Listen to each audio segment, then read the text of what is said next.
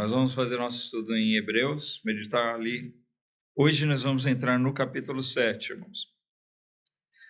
Mas antes de nós lermos o texto de Hebreus 7, eu quero chamar a atenção de vocês para uma coisa que nós acabamos de cantar, me saltou assim aos olhos, aos olhos e aos ouvidos, né? Na quarta estrofe desse hino 114, fala uma coisa importante. Se eu fizer a pergunta assim para vocês, o que é que o crente mais almeja, né? Qual é a nossa esperança no reino eterno de Deus? Eu sei que a gente pode responder isso de diversas maneiras, né? Muita coisa que a gente gostaria. Mas tem duas coisas que esse hino fala aqui que serão trazidas, e se a gente observar, são os pontos principais, tá? Que Cristo vai trazer no seu reino, não só o reino milenar dele, mas o reino eterno. E mais perfeitamente ainda, né? Porque diz aqui, olha, vem Jesus, quarta estrofe, vem Jesus, ó Senhor, vem depressa reinar, vem a paz e a justiça trazer. Já pararam para pensar nisso? Que essas duas coisas, paz e justiça, são basicamente as duas coisas mais importantes que nós temos no reino eterno. Paz eterna, né? Paz com Deus, paz plena, não mais conflitos, né? Justiça perfeita de Deus, não mais essa justiça dos homens, né? Esse mundo de tanta pecaminosidade, de injustiça, mas a perfeita justiça de Deus sendo exercida plenamente, e não só por nós, né, individualmente, mas por todos. O reino de Deus é o reino de paz, é o reino de justiça. Amém? Então, são as duas coisas assim que resumem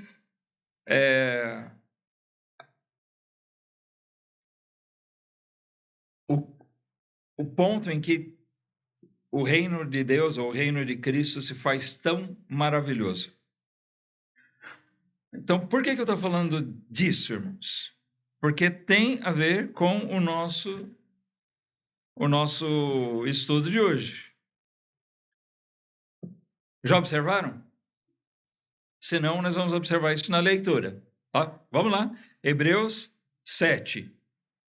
Lembrando que o autor de Hebreus vem mostrando a glória de Cristo, do papel dele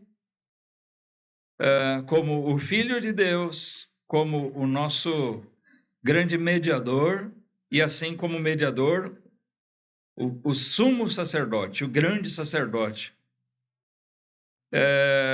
E ele já cita isso algumas vezes, capítulo 2, capítulo 5, mas aqui no capítulo 7 é que ele trata de uma maneira mais definitiva essa questão do sumo sacerdócio, sempre comparando ao sacerdócio do Melquisedeque, esse personagem que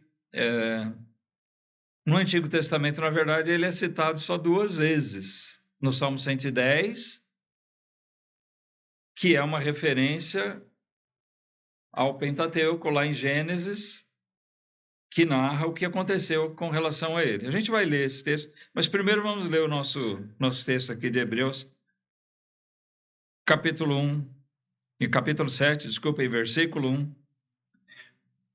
Diz, porque este Melquisedeque, que era rei de Salém, sacerdote do Deus Altíssimo, e que saiu ao encontro de Abraão, quando ele regressava da matança dos reis, e o abençoou. A quem também Abraão deu o dízimo de tudo, e primeiramente por interpretação, rei de justiça, e depois também rei de Salém, que é rei de paz. Sem pai, sem mãe, sem genealogia, não tendo princípio de dias, nem fim de vida, mas sendo feito semelhante ao Filho de Deus, permanece sacerdote para sempre. Considerai, pois, quão grande era este, a quem até o patriarca Abraão deu os dízimos dos despojos. E os que, dentre os filhos de Levi, recebem o sacerdócio, têm ordem, segundo a lei, de tomar o dízimo do povo, isto é, de seus irmãos, ainda que tenham saído dos lombos de Abraão. Mas aquele cuja genealogia não é contada entre eles, tomou dízimos de Abraão e abençoou o que tinha as promessas. Ora, sem contradição alguma, o menor é abençoado pelo maior. E aqui, certamente, tomam dízimos homens que morrem. Ali, porém, aquele de quem se testifica que vive. E por assim dizer, por meio de Abraão, até Levi, que recebe dízimos, pagou dízimos, porque ainda ele estava nos lombos de seu pai quando Melquisedeque lhe saiu ao encontro. De sorte que, se a perfeição fosse pelo sacerdócio levítico, porque sob ele o povo recebeu a lei, que necessidade havia mais de que outro sacerdote se levantasse, segundo a ordem de Melquisedeque, e não fosse chamado segundo a ordem de Arão? Vamos até aqui, versículo 11. Tá? Então,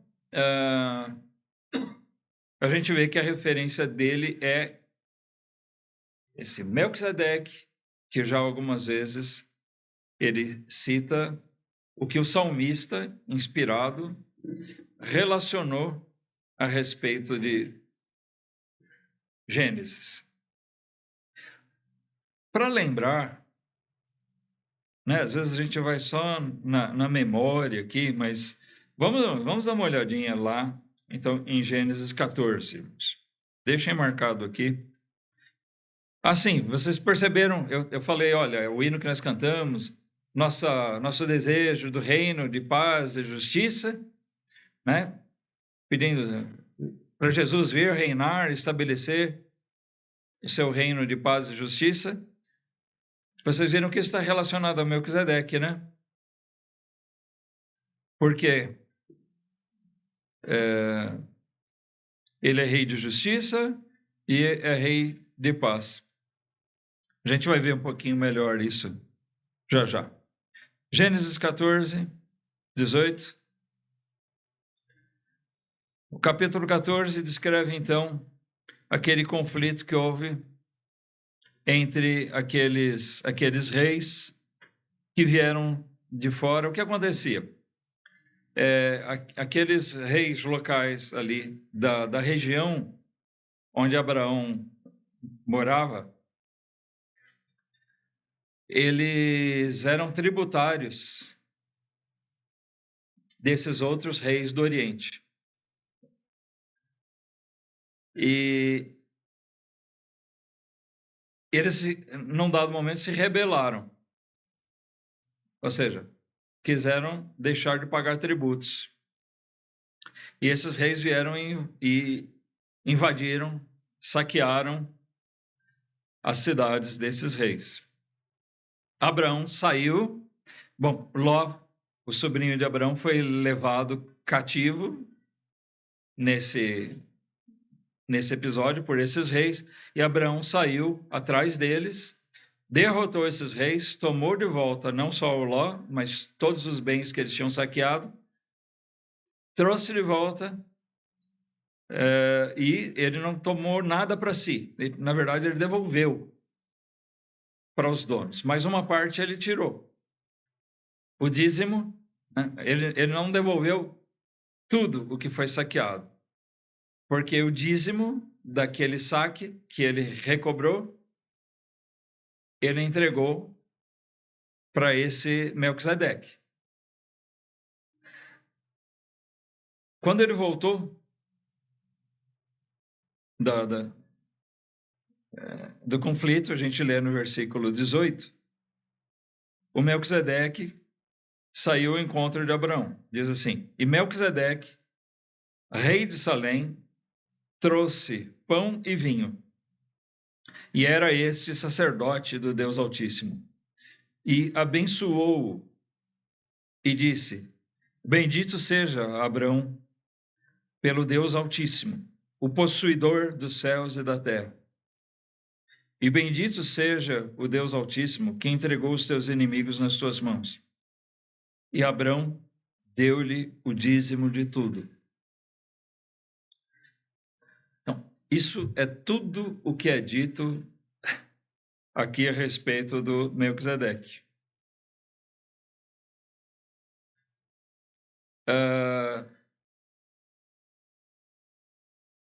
Era um rei que era também sacerdote do Deus Altíssimo. Ele saiu ao encontro de Abrão, né, aqui ainda chamado de Abrão, quando ele voltava, e ele saiu com a intenção de abençoar Abrão como representante de Deus, né, como sacerdote, e sendo assim um representante de Deus, ele vem e abençoa Abrão. Ele trouxe pão e vinho, não pão e água. Pão e vinho. Curiosamente, os elementos que nós utilizamos para relembrar Cristo na instituição da ceia. Eu acredito não ser mera coincidência. Embora a Bíblia não faça nenhuma afirmação definitiva a respeito. Mas ele abençoou Abraão e Abraão deliberadamente, então, entregou a ele o dízimo de tudo. Eu li um comentário assim, como se o Melquisedeque tivesse saído e para cobrar, para tomar dele o dízimo. Eu não vejo isso escrito aqui. O que a Bíblia demonstra é uma voluntariedade de Abraão, reconhecendo que o Melquisedeque era um legítimo representante de Deus. Na verdade, o dízimo é devido a quem? Aos homens ou a Deus? A quem? A Deus. Isso. Por que ele deu o dízimo ao rei de Salém? Não é porque ele era alguém que tinha autoridade para cobrar isso de Abraão, mas é um reconhecimento de Abraão, de que ele era o legítimo representante de Deus. Abraão reconhecia em Melquisedeque o seu sacerdócio, como a Bíblia diz. Ele era sacerdote do Deus Altíssimo. O papel do sacerdote é ser um mediador entre os homens e Deus. Abraão reconheceu que Melquisedeque exercia esse papel. Até aqui não tinha sido instituído o sacerdócio levítico, por razões mais do que óbvias. Outro dia acho que eu comentei sobre isso, eu questionei vocês, né? No nosso texto de Hebreus aqui, ele vai citar Levi.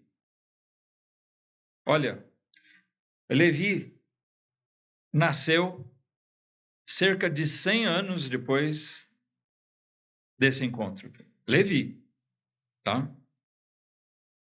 Mas, na verdade,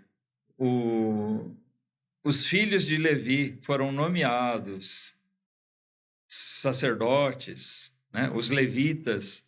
aqueles que cuidavam da parte religiosa, muito tempo depois. Era a descendência de Levi. Tá certo? Então, aqui o sacerdócio levítico estava muito, mas muito longe de ser estabelecido. Nós estamos falando de um sacerdote diferente. Ele não é descendente de Arão, né? Lembrando que Arão é um dos levitas, um dos descendentes de Levi, que era filho de quem? O Levi era filho de quem? De Jacó. E Jacó era filho de? Tão fraquinhos de história, né? De Isaac. E Isaac era filho de Abraão. Opa, então a gente chegou lá, né? Abraão gerou Isaac, Isaac gerou Jacó, Jacó gerou Levi, e Levi gerou filhos, e eles se multiplicaram, e nós temos lá na frente Moisés e Arão e Miriam, né, que eram descendentes desse Levi, e por isso chamados levitas. Eles não eram músicos. Hoje em dia tem um modismo nessas igrejas de chamar os músicos, aqueles que tocam, que cantam, de levitas. Nada a ver. Mais uma daquelas distorções que se criam. Bom, mas esse Melquisedeque, então vamos voltar para o nosso texto.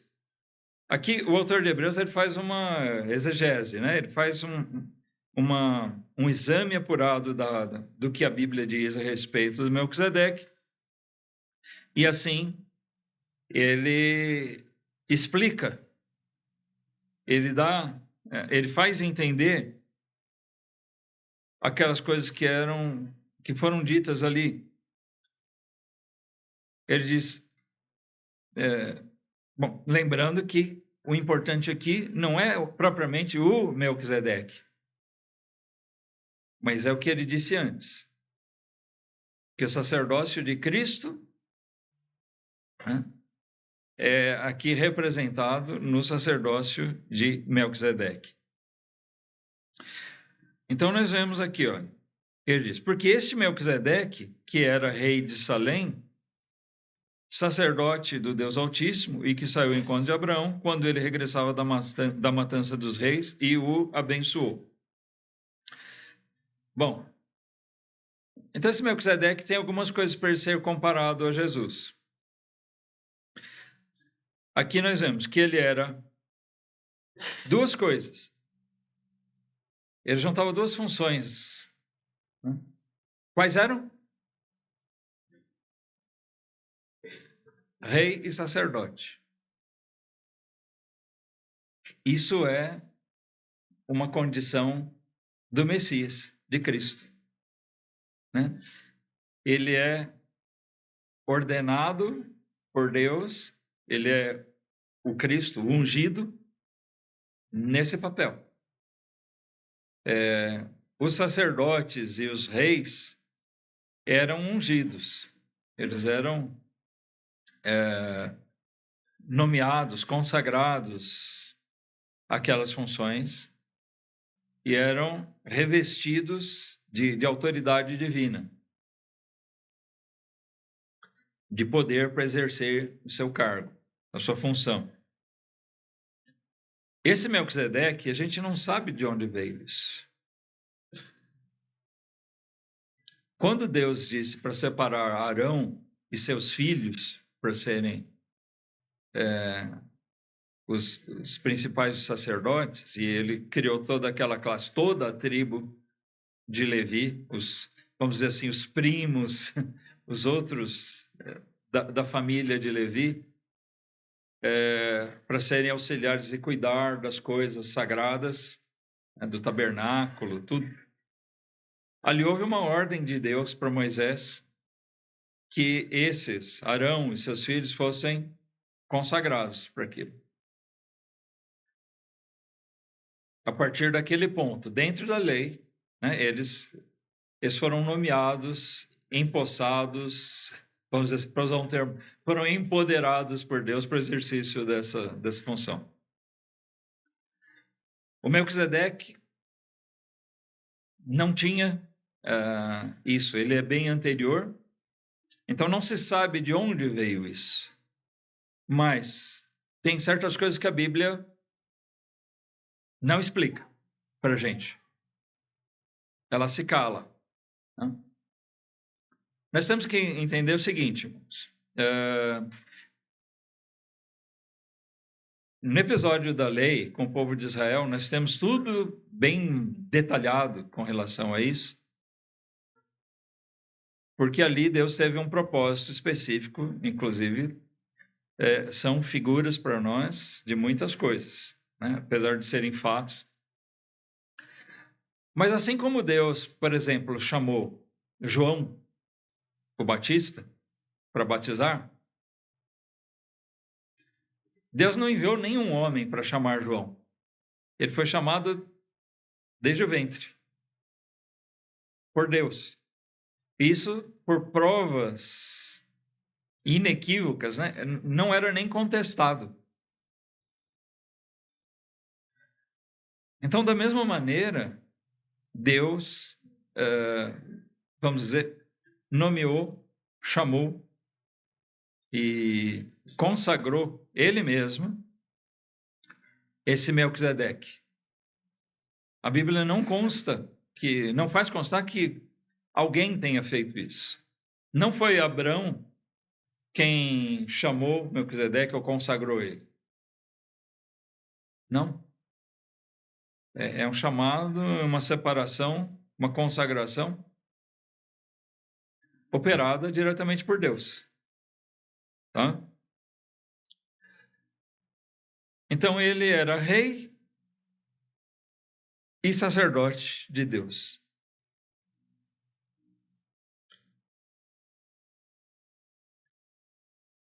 Também ele abençoou o Abrão. Ele tinha autoridade de Deus para abençoar ele. Aqui o autor de Hebreus não faz nenhuma referência ao pão e vinho que ele trouxe, mas isso certamente fez parte da bênção. Foi uma maneira de ele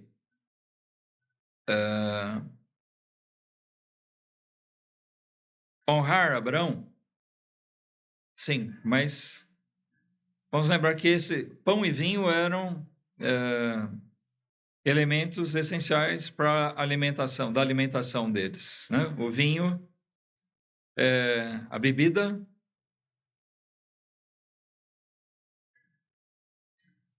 não é esse vinho que as pessoas se embebedam, né? Não tinha esse objetivo. Não vamos entrar na questão, o vinho novo, o vinho velho. Mas eles tomavam o vinho não para se embebedar. Mas o vinho era algo saboroso, necessário e, vamos dizer, era uma bebida que eles usavam para celebrar, para comemorar, para se alegrar. Aquela ocasião foi uma ocasião festiva. Quando eles tinham sido saqueados e Abrão traz de volta, vitorioso, né? Ele foi recebido de uma maneira a celebrar. Foi uma grande festa para aquelas cidades receber de volta os seus, receber os bens de volta. Tá certo? Então imagina, alguém vem, entra na sua casa, rouba tudo que você tem. E de repente aparece alguém lá e traz tudo de volta. Já pensou nisso? Para eles foram... foi essa a sensação que existiu.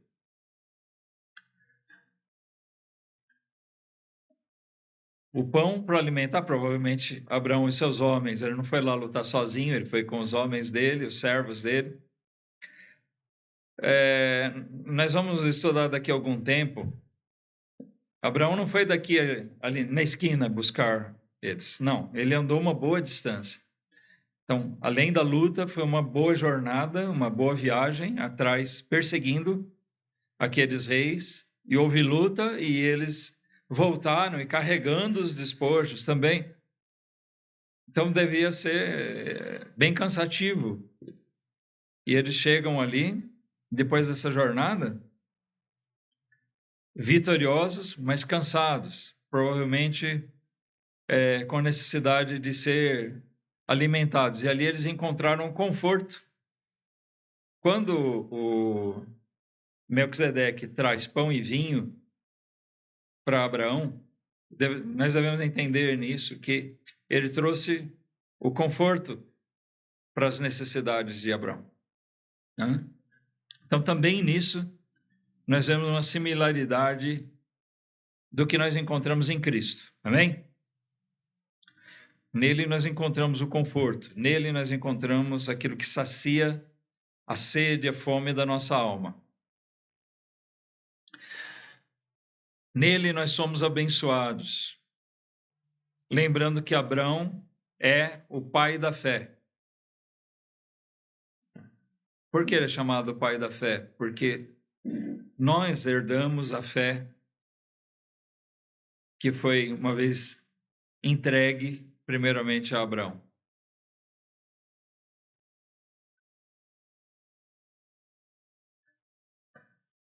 Né?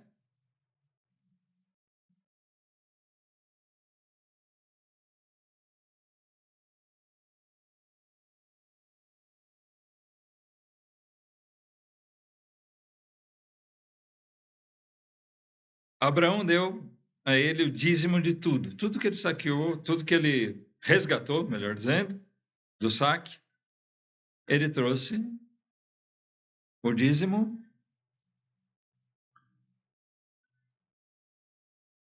E aqui ele explica quem é esse que abençoou Abraão, que trouxe pão e vinho, trouxe conforto para ele e que recebeu, em nome de Deus, o dízimo, a honraria de Abraão. Por que Abraão deu o dízimo?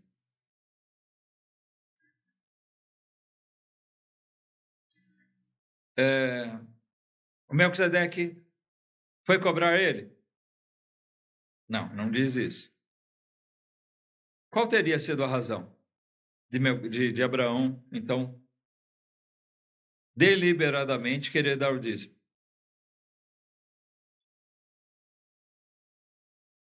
Acho que isso tem alguma coisa para nos ensinar também, viu, irmãos? Nós não temos a prática do dízimo, o imposto, o tributo. Na lei de Moisés, foi colocado como regra, como lei, né? Faz parte, o tributo. E depois levaram à risca essa cobrança. Mas o dízimo é mencionado fora da lei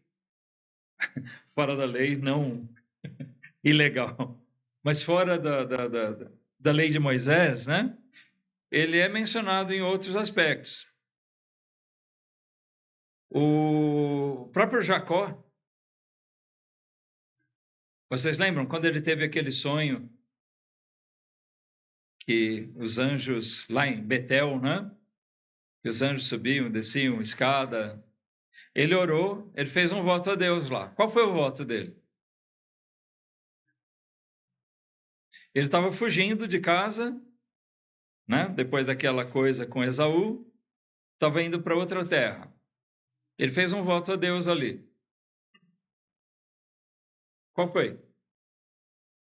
Ele voltasse para a terra. Como? Ele fez um voto que se Deus o trouxesse de volta. Foi isso? Não exatamente isso. Não lembram? Ele diz assim, eu te darei o dízimo de tudo se me abençoares. Ele fez um propósito aguardando que Deus desse para ele prosperidade nessa viagem. Né? E ele prometeu dar o dízimo de tudo em que Deus abençoasse ele. O Abraão aqui, ele teve um motivo especial para dar o dízimo. Foi uma forma de ação de graças. Deus deu a vitória para ele. Se a gente rever o texto lá de Gênesis 14, as próprias palavras do Melquisedeque foram o quê? Abraão. Ele abençoou Abraão, mas ele disse, Deus te deu a vitória. Deus te abençoou nisso. Vamos ver direitinho como é que está lá. Acho que é no versículo 20 que ele diz. O versículo 19 diz, e abençoou-o e disse, bendito seja Abraão pelo Deus Altíssimo, o possuidor dos céus e da terra. E aí no versículo 20 ele diz, e bendito seja o Deus Altíssimo que entregou os teus inimigos nas tuas mãos. E Abraão deu-lhe o dízimo de tudo. O dízimo dado por Abraão ali é uma forma de gratidão, enxergando a mão de Deus nisso. O Melquisedeque diz, Deus, o Deus bendito te entregou esses reis nas tuas mãos. Ou seja, a vitória que você teve foi dada por ele. E Abraão, em reconhecimento à bênção de Deus, ele dá o dízimo. Irmãos, como eu falei, nós não estamos no tempo da lei para impor o dízimo como regra. Mas a gente precisa ter propósito de honrar a Deus, né? Não com um imposto, Senhor. Mas a gente precisa ter propósito de honrar Deus, reconhecer. Será que você reconhece Deus na tua vida? Suprindo o pão que você ganha, né? Que você come. Se você pensar, é devido à minha capacidade, minha inteligência, ai de você. Porque tem gente mais capaz do que nós e que não tem o que a gente tem. Isso é arrogância. A gente deve enxergar a mão de Deus, deve olhar para isso e ver o emprego, o trabalho que eu tenho, Deus me deu.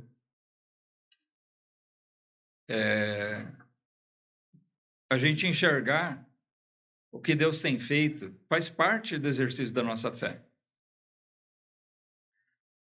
E o dízimo é uma das formas de nós honrarmos a Deus por isso.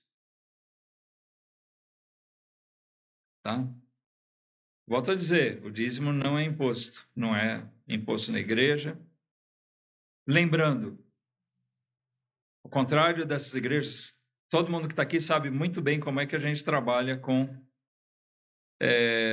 essa questão. O dízimo não é para homens. O dízimo não era para o Melquisedeque. O dízimo não é para o pastor. Não é para o irmão A ou B. O dízimo que nós damos é para o Senhor. E assim, essas ofertas devem nos alegrar quando nós vemos elas serem empregadas na obra do reino de Deus. Amém? Então, né? A gente vê que a gente tem o mesmo sentimento de Abraão. Essa não é a pregação de hoje, mas tá? Aproveita que a gente enxerga isso. Abraão, Jacó, eles praticaram o dízimo voluntariamente, visando honrar a Deus por tudo que Deus fez ou faria na vida deles. Então, é um ato de fé, de reconhecimento daquilo que Deus fez e faz na nossa vida. Bom, aí ele diz o seguinte, então Abraão deu o dízimo para esse homem, que no versículo 2 ainda diz, por interpretação é rei de justiça. Por que por interpretação? Primeiramente por interpretação rei de justiça. Porque quando você pega o nome, para a gente aqui transliterado, Melquisedeque, não quer dizer nada. Né? Mas esse nome originalmente é Melech-Sedec. Melech-Sedec. É um nome composto de duas palavras. Melech é rei. Tá? Sedec, justiça. Tá? Rei de justiça. Então, por interpretação, ou seja, interpretação do nome dele, a tradução, o entendimento do nome dele, quer dizer isso, rei de justiça.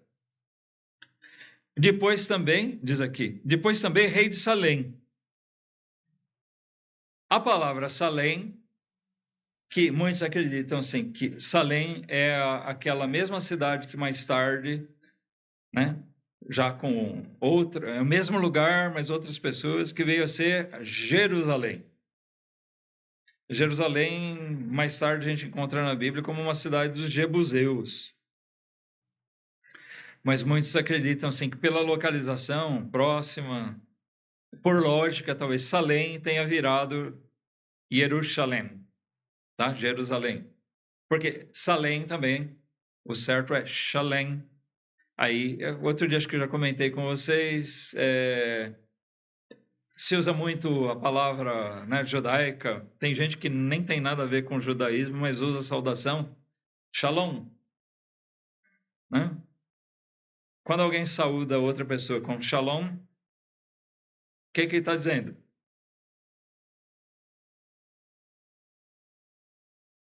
Paz. Nós temos uma saudação similar, né, no Novo Testamento, graça e paz. Nas saudações nas cartas de Paulo, a gente encontra geralmente esse desejo, paz, às vezes acompanhado de outras palavras, outras vezes só isso mesmo, mas geralmente acompanhado. Mas paz faz parte ali da saudação típica nas epístolas, que vem do costume judaico, tá? Vamos lembrar, o Paulo era o quê? Ele era um judeu, e então ele estava acostumado a saudar, desejando paz, ou shalom. Shalem quer dizer paz. Shalom, quando a gente já, não sei se pela variação do tempo ou se pelo fato de ser uma coisa que você está desejando, né? Shalem seria o substantivo, sei lá, paz. Não sei dizer direito, tá? Estou aqui chutando nisso aí, mas as palavras são derivadas, é basicamente a mesma palavra. Ok? Então, por isso ele diz também que é rei de paz, é rei de Shalem, é rei de paz. Paz e justiça, justiça e paz. A gente vê citado no hino 114, e se a gente prestar atenção, vai encontrar isso em vários outros. E ao longo de toda a Bíblia, irmão, são duas coisas que são muito citadas.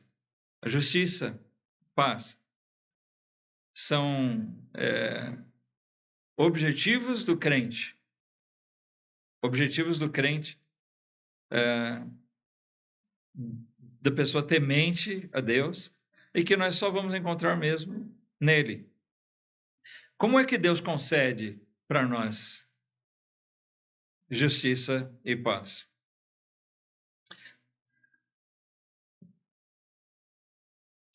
Abram em Salmo 85.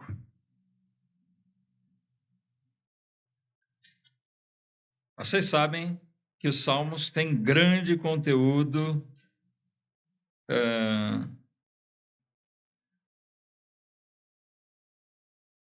profético, messiânico.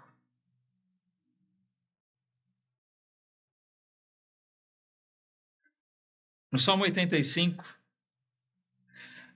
ele fala de livramento, e ele diz no versículo 9: certamente que a salvação está perto daqueles que o temem, ou seja, que temem a Deus, para que a glória habite na nossa terra. A misericórdia e a verdade se encontraram. E aí ele, no desfecho do versículo, diz: a justiça e a paz se beijaram. É uma forma poética, né, de dizer: a misericórdia e a verdade se encontraram, elas se reuniram, se aglutinaram num único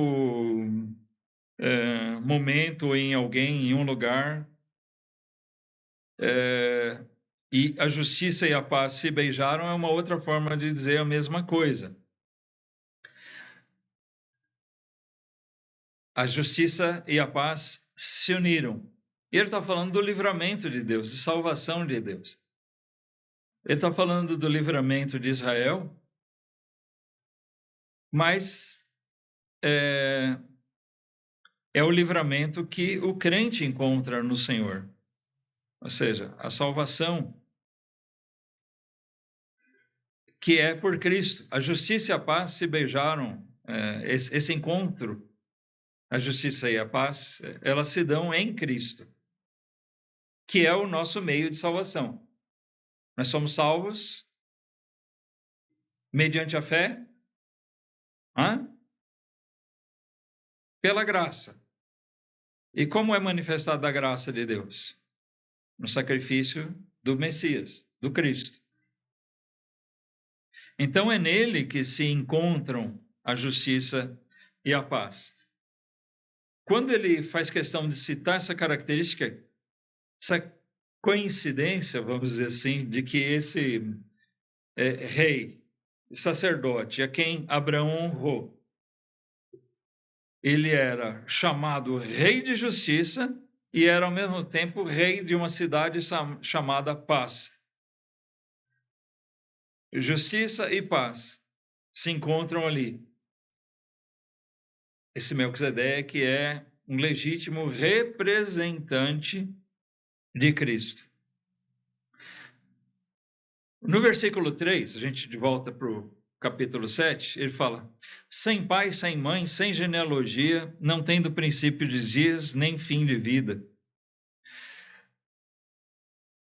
Quer dizer que o Melquisedeque nasceu de chocadeira? Como dizem, né? Sem pai nem mãe? Não, nós vamos entender que isso aqui não é literal. Mas por que ele está dizendo isso? Porque ele está comparando o sacerdócio de Melquisedeque com o sacerdócio levítico. Tá? Então, um determinado sacerdote, né, ou para alguém ser nomeado, consagrado sacerdote em Israel, ele tinha que mostrar a linhagem dele. Isso aí se vê de uma maneira muito clara, irmãos. Quando a gente estuda ali Esdras e Neemias. Porque esses livros falam do retorno do cativeiro. Naquele período que eles ficaram, né, o templo foi destruído pelo Nabucodonosor. Eles foram para a Babilônia, ficaram lá cerca de 70 anos. Aí o Ciro autorizou, já, né, no domínio dos Medos Persas, o Ciro autorizou que eles voltassem para reconstruir Jerusalém, reconstruir o templo. Eles reergueram o templo. E quando eles vão restabelecer os sacrifícios, o que aconteceu? Aqueles israelitas que foram para a Babilônia, que voltaram, bom, nós vamos instituir ou restabelecer o culto. Quem é que pode ministrar os sacrifícios? Pela lei, quem é que tinha que ser? Os levitas. Então, eles tinham que provar que eles eram levitas. Então, por isso era importante a genealogia. O judeu, até hoje, eles têm esse cuidado, tá? Porque eles aguardam da mesma maneira. Tem gente que é descendente dos levitas e ele guarda a genealogia dele, né, preserva para ser identificado, para que quando reconstruir o templo, ele possa ser um daqueles que vai ser nomeado sacerdote no templo. Tá? Mas ele tem que comprovar a genealogia dele. Até, eu não me lembro se é em Esdras ou Neemias, que teve alguns que não conseguiram comprovar e eles foram descartados, eles foram rejeitados. Eles diziam que eram, mas não puderam provar. Então, eles tinham que dizer, olha, eu sou levita, filho de fulano de tal, que é filho de ciclano, que é filho de tal, voltar lá atrás para mostrar, ó, né? Nós somos da linhagem de Arão. Ou da linhagem de Levi, pelo menos. Aqui, esse Melquisedeque não depende disso. E ele não tem essa origem. A Bíblia simplesmente não cita, porque não era necessário. Sem pai, sem mãe, sem genealogia. Ou seja, é um sacerdócio que não tem um antecessor, não depende de uma hierarquia ou de uma genealogia, né? E não tem substituto. Também não se fala, olha, depois do Melquisedeque, o filho ou o sobrinho ou alguém foi estabelecido no lugar dele. Não. Ele era sacerdote e acabou. Ele foi no tempo que ele viveu e a Bíblia não fala mais nada, só fala do Melquisedeque vivo, ele era sacerdote e pronto. Então ele diz aqui, olha, esse Melquisedeque sem pai, sem mãe, sem genealogia, não tendo princípio de dias nem fim de vida, porque isso não é citado na Bíblia, não quer dizer que ele é eterno. Mas ele toma desse silêncio das Escrituras lá, uma forma de comparar com Cristo. O sacerdócio de Cristo. Jesus não era descendente dos levitas. Ele é feito sacerdote por quem? Por genealogia de Arão? Não. Da mesma forma que Melquisedeque. Ele é posto pelo Pai, é posto por Deus mesmo nessa função. Ele não depende dessa representação ou dessa genealogia. Tá?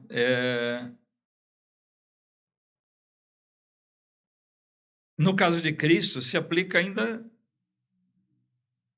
literalmente a questão de não ter princípio de dias nem fim de vida.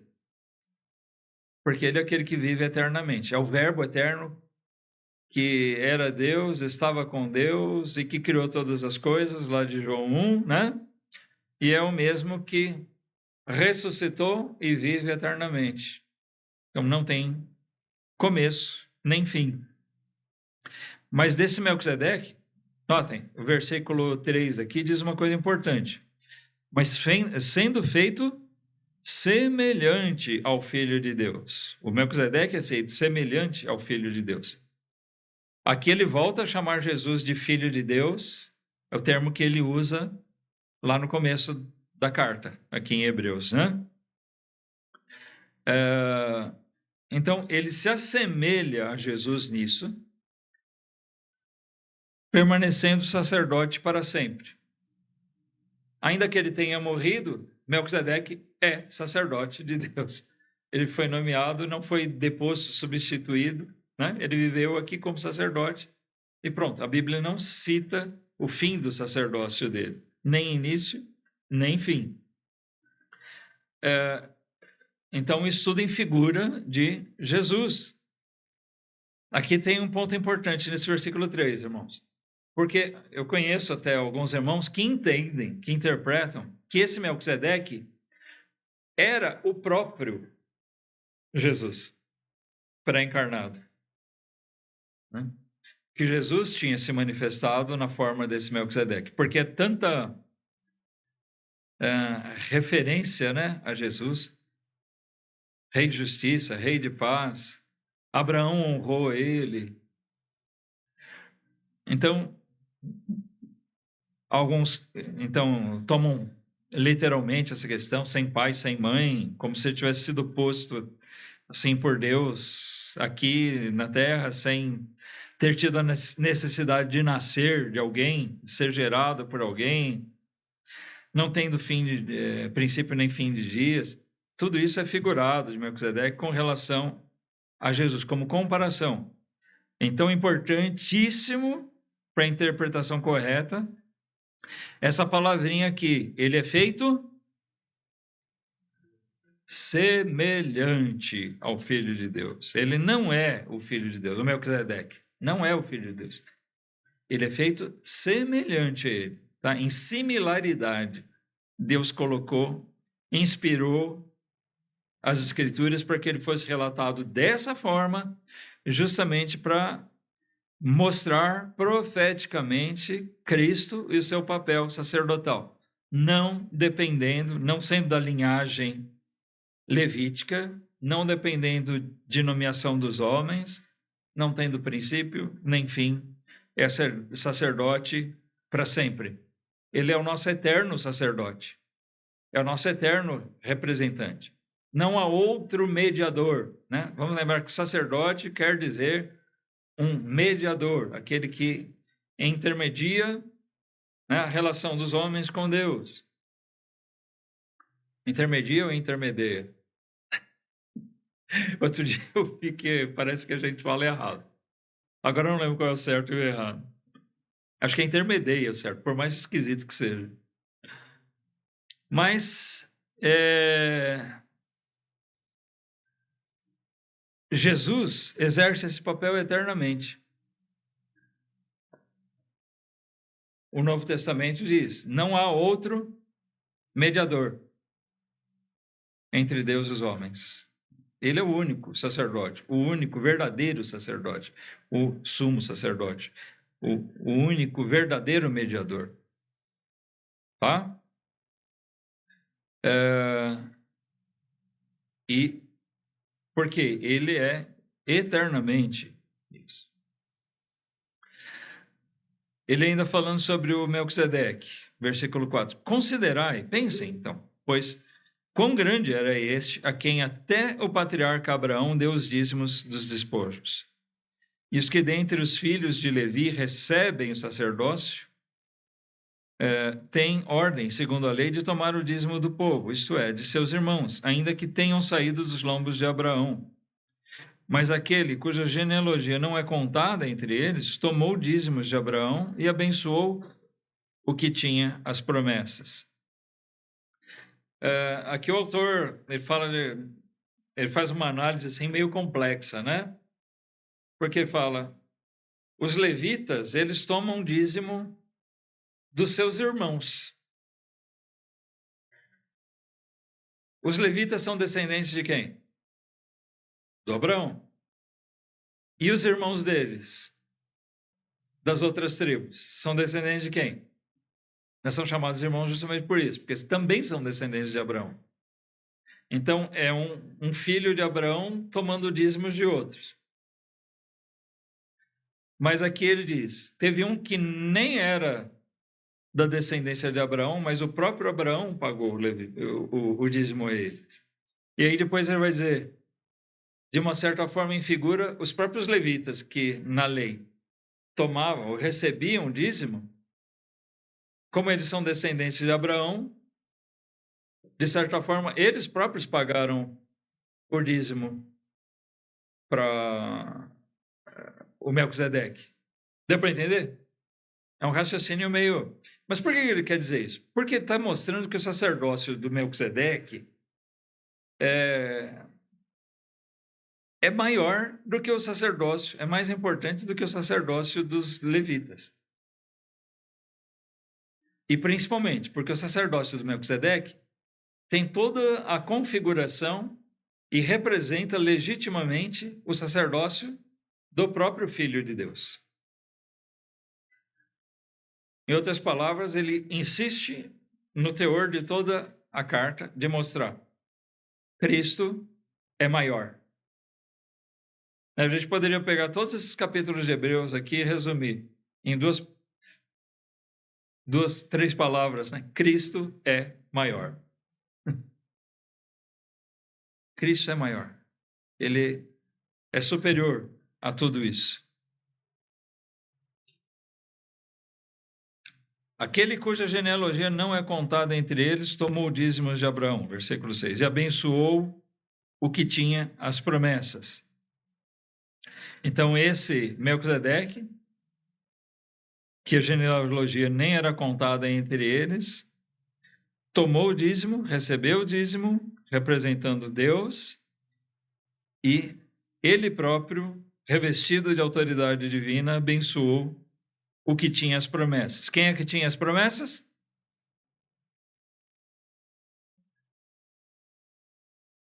Quem é que tinha as promessas? Mas é difícil arrancar uma resposta de vocês, hein? Até quando sabe, parece que ficam com medo de responder. Fala baixinho. Será que é Abraão? Será que é Jacó? É Abraão. Ora, versículo 7. Sem contradição alguma, o menor é abençoado pelo maior. Essa é sempre uma tendência, né? A gente vê na Bíblia os exemplos.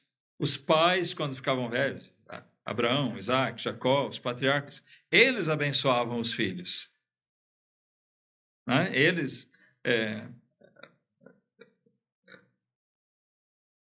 proclamavam bênçãos sobre os seus filhos. Nunca o filho para o pai, mas o pai para o filho. Moisés, quando estava para morrer, né? Antes dele ser apartado e ir lá para o Monte Nebo e morrer lá, ele deixou Israel, não eram filhos dele, mas como ele liderou aquele povo por todo aquele tempo, os 40 anos, ele abençoou o povo. Não foi o povo que abençoou Moisés, Moisés abençoou o povo. Então, por posição hierárquica, por posição genealógica, talvez, sempre o maior, o mais velho, abençoa os demais. Então, ele diz, ele está mostrando aqui que o Melquisedeque, então, ele próprio era, sendo sacerdote de Deus, ele era maior do que o próprio Abraão.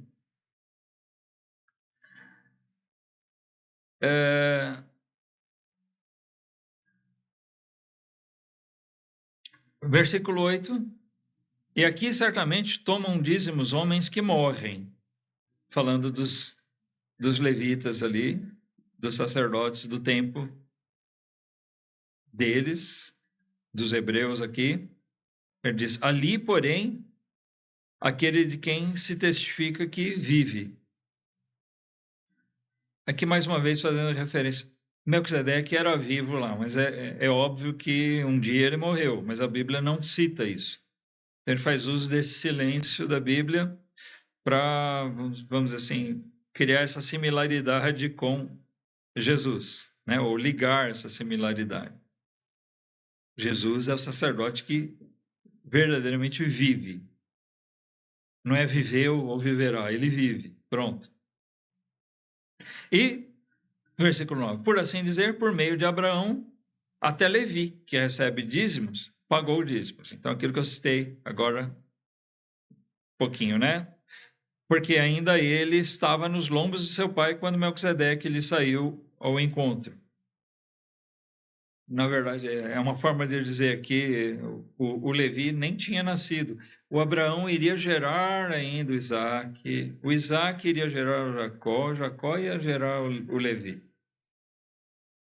Então, geneticamente ainda estava tudo isso. Levi estava dentro de Abraão ainda.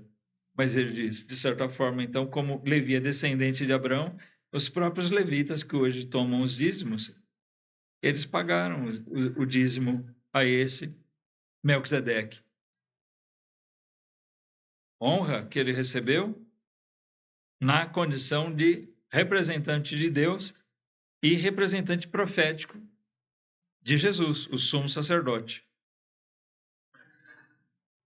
Então, versículo 11 diz, de sorte que, se a perfeição fosse pelo sacerdócio levítico, porque sob ele o povo recebeu a lei, que necessidade havia mais de que outro sacerdote se levantasse segundo a ordem de Melquisedeque e não fosse chamado segundo a ordem de Arão?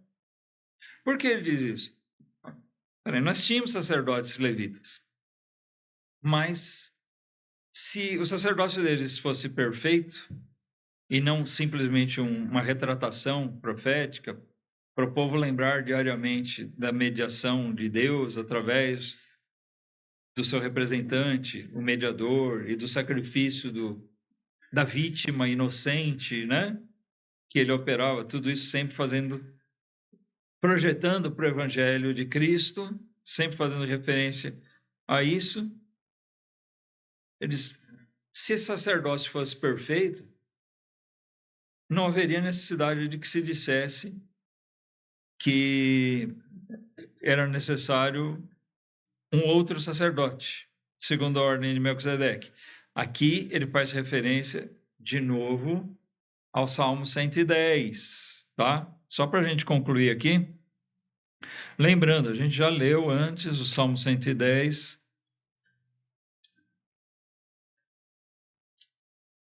o versículo 4 dele. Jurou o Senhor e não se arrependerá. Tu és um sacerdote eterno, segundo a ordem de Melquisedeque.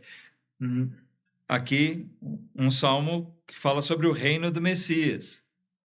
Tá? Então, ele não está falando de um sacerdote segundo a ordem de Arão, mas um sacerdote segundo a ordem de Melquisedeque. Então, por isso é importante toda essa análise. Né? Não é dito a respeito dos sacerdotes da linhagem de Arão que eles são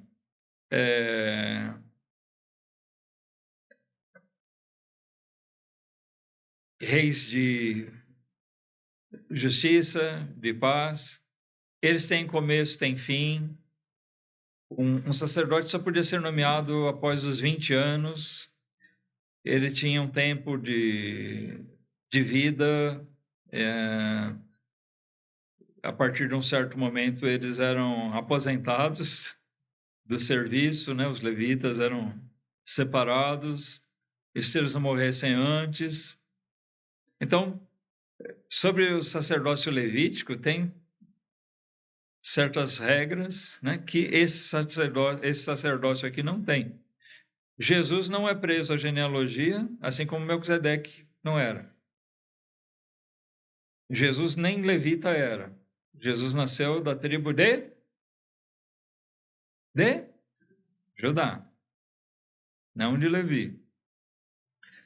Então, é segundo a ordem de Melquisedeque. Não vem de Arão. Deus poderia ter feito que o Messias viesse da tribo de Levi? Poderia. Ele teria que ter feito uma promessa diferente lá atrás, né? Por que eu digo isso? Porque ele prometeu para Davi que sairia da linhagem dele. E o Davi já era um judeu, ele não era um levita. Tá? Ele era da tribo de Judá também. Então, necessariamente, tinha que ser da tribo de Judá. Mas, eu diria assim, propositalmente, Deus fez assim para que não houvesse confusão entre o sacerdócio levítico e esse sacerdócio de Cristo, porque o sacerdócio de Cristo é diferenciado. O espelho dele, né, vamos dizer assim, aquilo que mostra ele, não é o sacerdócio levítico propriamente. Ele é muito imperfeito. Mostra também, mas é imperfeito. Mas o sacerdócio de Cristo é na forma, nos moldes do sacerdócio de Melquisedeque. Tá? Esse sim é uma figura profética mais perfeita de Cristo. Então, no capítulo 6, o autor de Hebreus chama a atenção justamente por eles não terem atentado corretamente para tudo isso que é ensinado através do Melquisedeque. Tá? Mas a gente vai parar aqui, irmãos, no nosso versículo 9, tá? Nós lemos até o 11. Não, desculpem, nós fomos até o 11 agora. Consegui chegar lá. Nós vamos parar aqui, tá bom? E tem ainda algumas coisas a serem ditas até o final do capítulo, versículo 28. Para outra semana. Já passei do horário que eu queria.